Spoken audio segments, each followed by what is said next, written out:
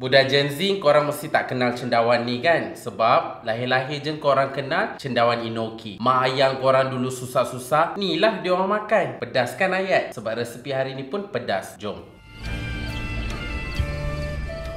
Resepi ni simple, jangan pening-pening. Cili merah, cili hijau, bawang putih, cili padi, ikutlah berapa pedas korang nak, dengan bawang merah dan juga serai. Semua masukkan ke dalam food processor.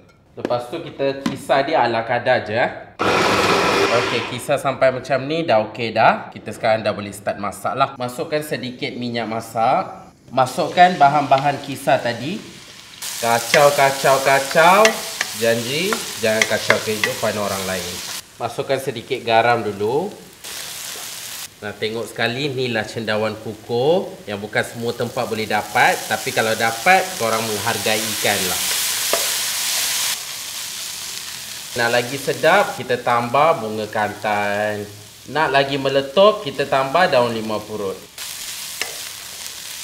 Kita boleh tambah sedikit serbuk perasa. Tambah sedikit gula supaya dia balance lah rasa dia. Ni makan dengan nasi putih je, sedap. Ini dia.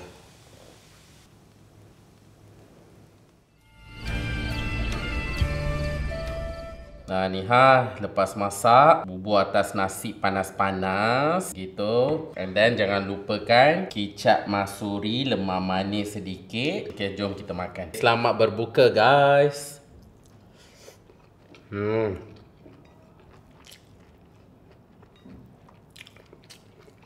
Sedapnya, ya ampun. Suruh saya hari-hari makan ni pun okey je, sedap. Wangi bunga kantan, serai, daun jeruk. Oh my gosh.